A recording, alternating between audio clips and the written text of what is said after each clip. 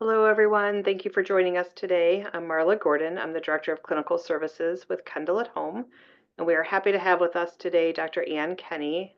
She is here to talk to us about key strategies for beating the winter blues. Ann, thank you for being here. So good to see you. You too. Thank you for the introduction. I because we're coming into that time of year, I was asked to talk about ways to handle the winter blues when when it's not bad enough that you need medications, and what you can do to try to help. So I'm just going to go through a few strategies that I have found to be very helpful over the years. The first is to increase your natural light exposure. It depends on where you live. This may not be helpful enough. Um, in Ohio, Massachusetts, it may not be enough to be out in natural light. But the reason natural sunlight is helpful is that, um, as you can see on this slide, the sun comes in through our eyes and and acts through the hypothalamus, regulating our circadian rhythm.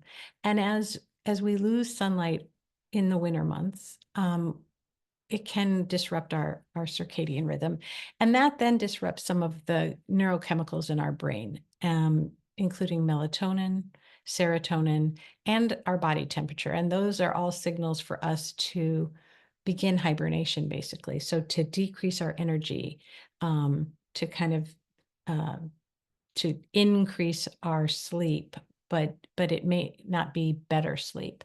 And so by getting out natural sunlight, you're able to kind of regulate that circadian rhythm, bring it back towards its normal set point, and you'll feel more energetic, you'll have a better mood, and you'll sleep more restfully through the night.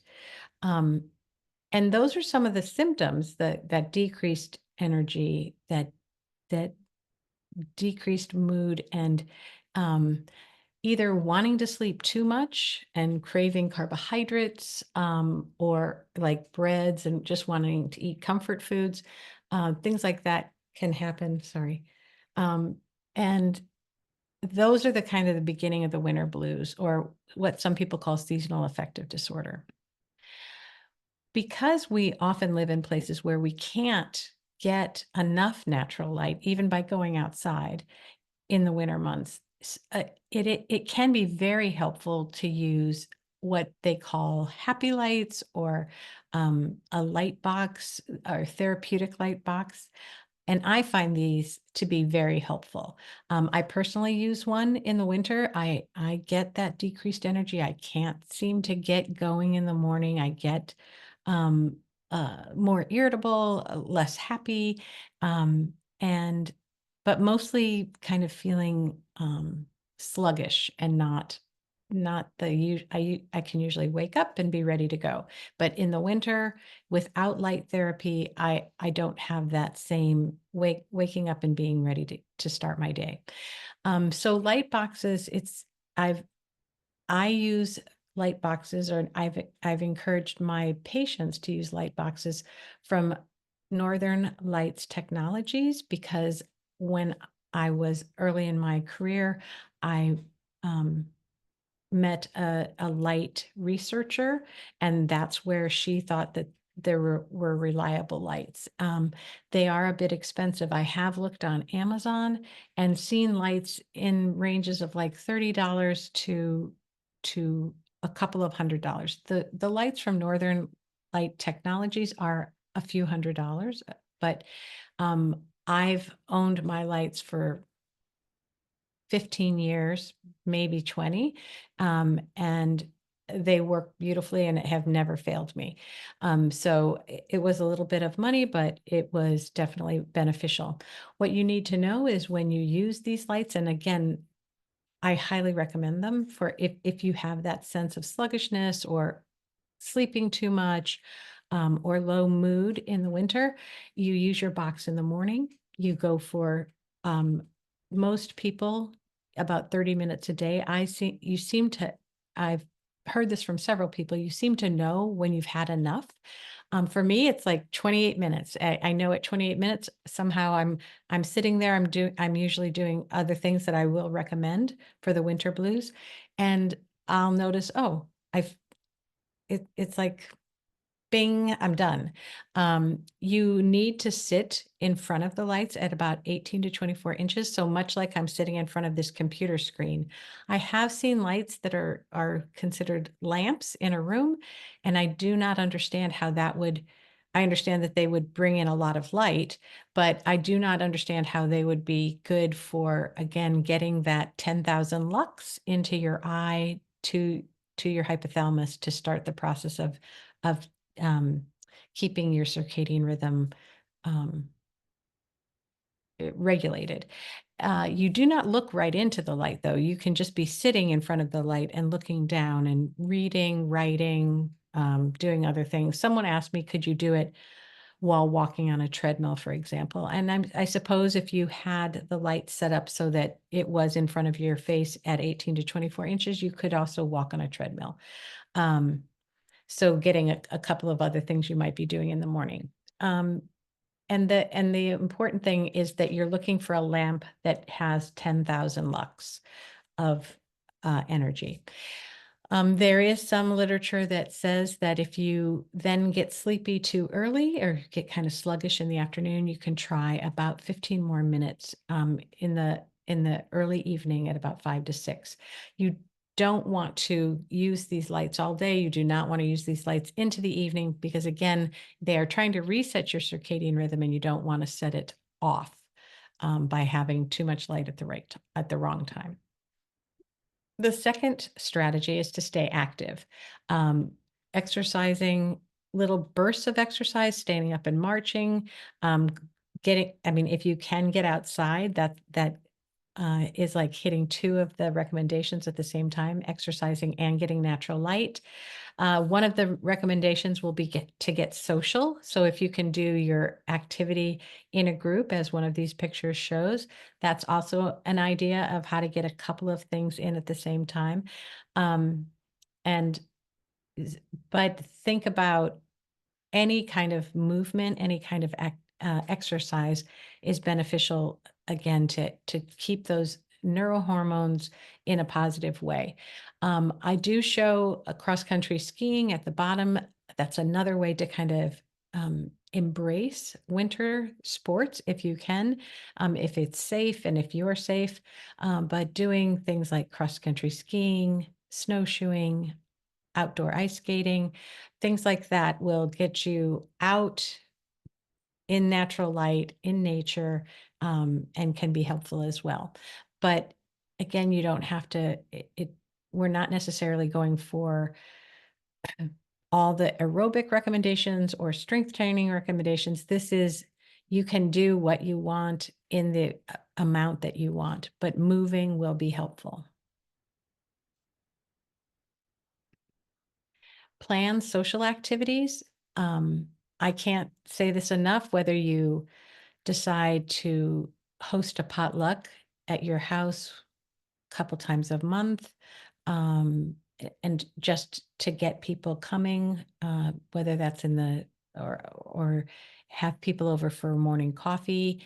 Um, Find other I put a picture of someone at a library. Libraries often have activities. Look at their calendars and go to them. Senior centers. I know that Kendall at Home has many activities, exercise activities. I should have brought that up. I know that there's activities on Monday exercise. So it's a Zoom exercise, but at least it's group and it's also exercise. To become a volunteer, there's studies that show people who are volunteering and getting out socially and feeling that sense of altruism and purpose. All those things are excellent. I show someone else, like having a discussion about a book. Um, Whether you begin a book club or get involved in an online book club, I believe Kendall has that as well. Find social activities. And I know in the winter, sometimes we think, oh, I'd rather just hibernate. But think of them almost as medicine and find something to do and get it on your calendar. If you are resistant to then going, which I know can happen for me sometimes, I'll just convince myself to put on my shoes or turn on the computer. I don't have to go to the Zoom yet. And sometimes just taking the smallest little action will get you to the next action. But I know it can be tough, but it is well worth it. You'll feel better after you've engaged. The next recommendation is to prioritize your sleep, or what we say, practice good sleep hygiene. And I've put on this slide some recommendations for that. And that usually includes going to bed at the same time every day and waking at the same time every day, that your body then begins to expect it. Keeping your bedroom at a relaxing but cool temperature, and keeping your bedroom for mostly sleep. S Television in bed is not necessarily a good idea. Reading in bed is not a good idea, maybe at the chair next to the bed, and then you get into your bed to sleep. Turning off any electronics at least 30 minutes before bedtime. Avoiding large meals and alcohol. Alcohol can disrupt our nighttime sleep. I know many of people consider a nightcap as a good idea, but as the alcohol wears off, it can wake you up. And once you're woken after a few hours, that can be problematic for getting back to sleep. Avoiding caffeine in the afternoon and evening, again, because the stimulation from the caffeine could keep you awake. Um, and we change our sensitivities to things like alcohol and caffeine as we age. And then, as we talked before, exercising regularly and eating a healthy diet can be a big part of sleep hygiene. And we can have another talk about a more in-depth talk about sleep hygiene in the future, if that would be beneficial for for the if members are interested in that. Um, Another is to engage in enjoyable activities. I have a friend who every winter decides to learn a new hobby. She doesn't necessarily keep all those hobbies going, but she takes the winter. She starts to explore it in early December, and sometimes that becomes what people give her holiday gifts around her new hobby, whatever it may be. And then she spends 3 to 4 months kind of diving in and deciding, will this be something I want to do? Um, by doing that, she's stimulating her brain in a new way. She's trying something new that piques her interest and kind of gets her out of,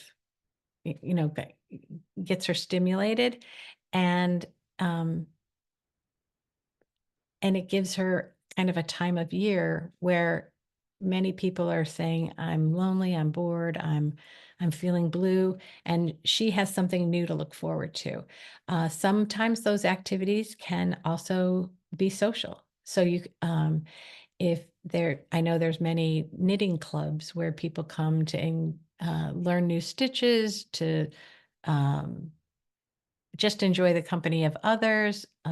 They can go by all kinds of names, but there's other quilters I know that get together and do talking while they're quilting.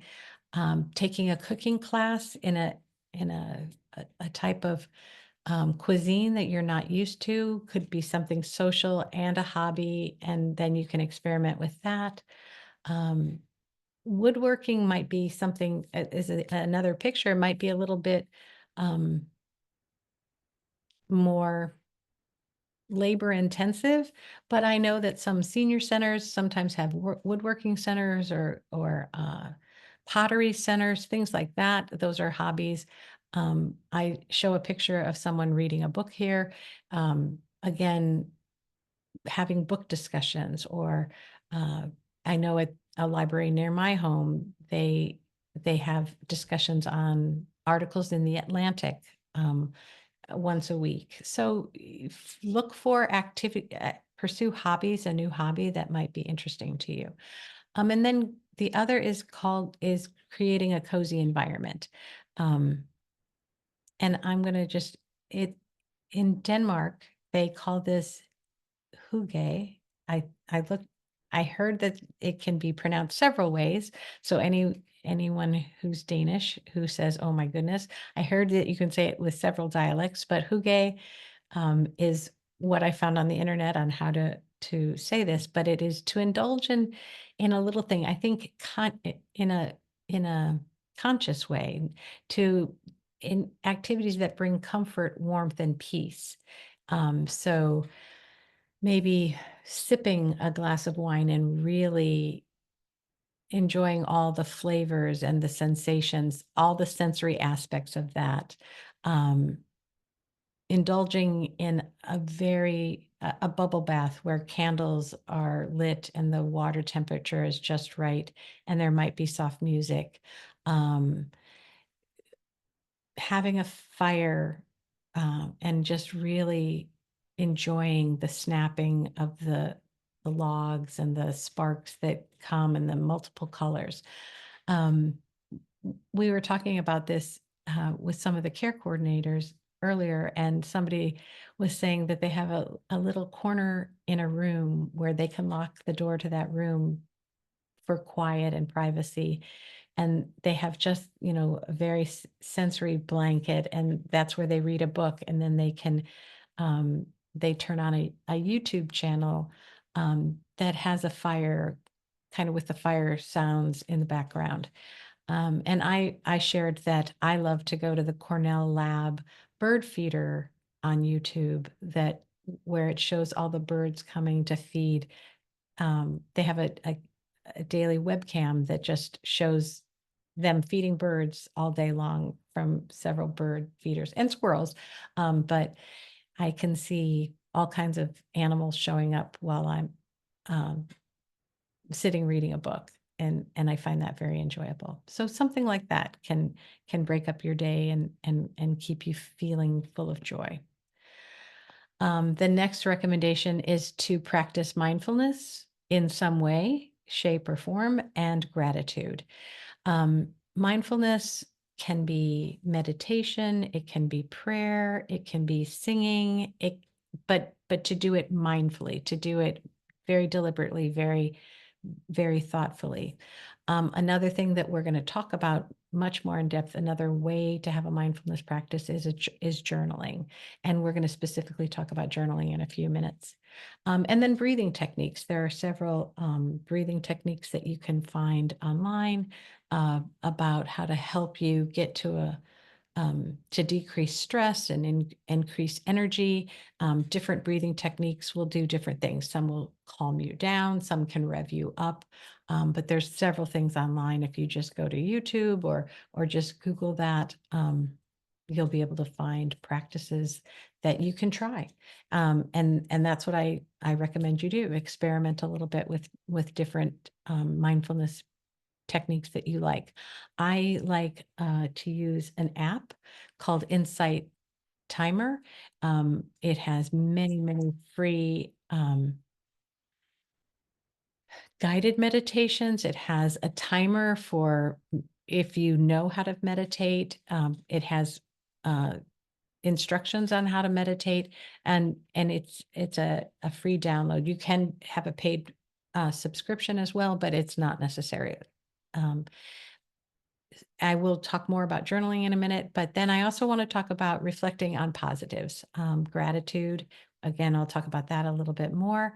Um, but gratitude is in a t- as humans, unfortunately, our brains are often conditioned to look for danger, to look for negatives.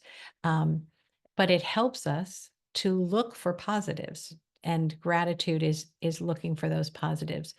I um, an author, I'm blanking on his name, is Acor, Sean Acor.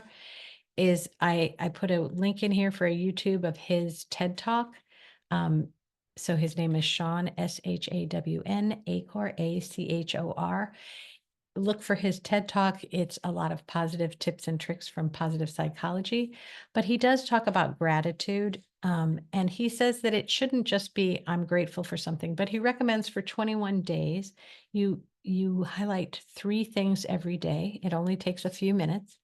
Um, Highlight 3 things that are new. You can't repeat the same gratitude. So at the end of 21 days, you'd have 63 pieces of gratitude. And what that does is helps you scan your environment and look for some positives. And that helps you think more positively. And it does lift up your energy and your mood. Um, and we're just going to look at this slide, but the benefits of gratitude in the literature have been shown to be marked. It can lower your blood pressure. It can decrease your risk for depression. It can reduce inflammation. So medical benefits like the blood pressure and inflammation, supporting your immune system. It can lower your stress and improves your sleep. And we know that a lot of our healing occurs while we're sleeping, effectively sleeping. And then I want to talk a bit more about journaling. Um, when you're feeling stressed or negative emotions, um, anger, frustration, isolation, loneliness, if you journal about it, if you start to write, physically writing or typing, but expressing how you feel on paper, on a screen. Um, what that will do is take that negativity from an area of our brain called the amygdala, where we keep our emotions, and they can uh, and it brings it to the prefrontal region where we do our thinking and our processing. And basically what it'll do is take it out of the amygdala and bring it to a place where you can actually process that emotion. And that will then, if you name it, um, you may have heard people saying, if you name it, you tame it. And basically what it means is we're processing it.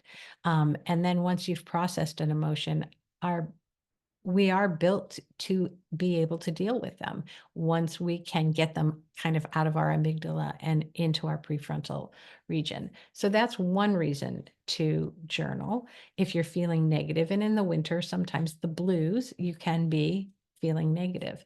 The other is worry. I think when people are in the blues, they tend to worry about things. And another study shows that if you journal for 8 minutes on something you're worried about, a task you have to do or something you're worried about, that 8 minutes of journaling about it will um, decrease that worry, decrease that, and improve your ability. If it's, oh, I have to, I don't know, give a talk. But if I were to journal about that, I would be more effective in giving that talk and being more successful in giving that talk, as an example. And then if you find that the issues that you're dealing with persist, if you're feeling really sad and unable to get out of it, if you're having disturbed sleep, if you're having thoughts that life isn't worth living, please seek medical help right away. um, and and hopefully your primary care doctor or whomever you seek the help from will be able to help sort through if there's a medical piece that's added to it, if medications may be beneficial for you, or what other strategies might be more personalized for you. But the other 6 things that I talked about have been shown to be very effective. And as somebody who has seasonal issues, who gets the winter blues, um, and they're not they don't feel the same every year. Some years are worse than others. If there's a lot of snow and a lot of um, reflective light, I seem to do better. But if I'm having some other life event, the winter can make it seem worse. And I've found that doing all of the strategies that I just mentioned really helps me manage that very well.